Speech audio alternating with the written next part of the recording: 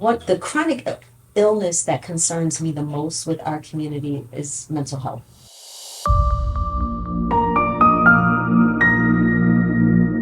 And a lot of times we think about physical health first, but it's really mental health. And zip code matters when it boils down to your health, and because health happens where you live.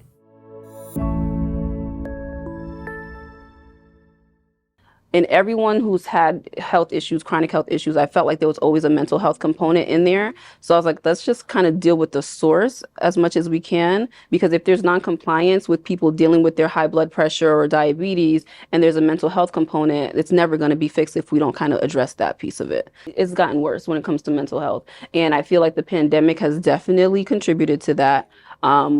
Like I said, I work with kids too, and the pediatric population, it's really, really bad. Like depression, anxiety, like kids cannot even go to school. They can't do certain things like going out and being around people. Some people don't leave their houses. The anxiety, depression, PTSD is really bad.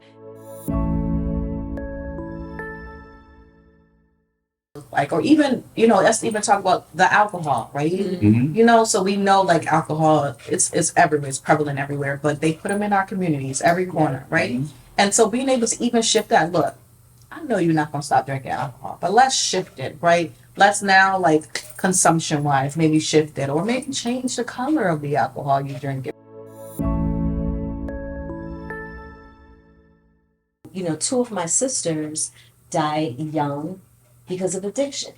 And I grew up seeing them struggle with addiction. And so I talk to my children who are young adults. I'm like, look, your friend might be able to smoke that spliff, but for you, you might want to think twice about that, because you got a little predisposition. And so not making up a story about how my sister passed.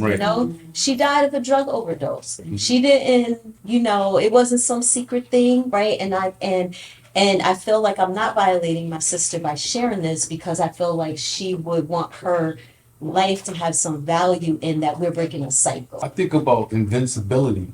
I think that what happens a lot of times with our health, it's like, even though you have this symptom, your mind is still telling you that you're going to be okay. So it's like you don't take it as serious. And by the time you take it serious, it's like you're so far down the hole, it's like, it's too late for me to change. I would say that there are not enough resources for mental health. And I would say that also a message to our Black brothers, our Black kings: you are important. You are valued. Absolutely. We go through a lot throughout our trials and tribulations throughout life. And I feel like, I don't want to, our queens are queens all day. But, to our kings, I feel like we are not celebrated enough. I feel like we also need to come together and celebrate ourselves more as kings, and also too to do, check more on each other. Our mental health is important too. Like I said, we go through things, and unlike our queens, we're more silent. So we're gonna go through things and just internally hold it. We're not as vocal, but we still go through these things. So it's important for us to also seek therapy. We all start in different places in our life. So don't compare yourself to the next person that you see. Absolutely. Success is on your terms, and happiness is on your terms. So if that's what you're trying to chase, like, don't compare it to anybody else. You can't get time back, so spend it wisely. We don't use enough of our brain, so just really try to educate yourself on what you want.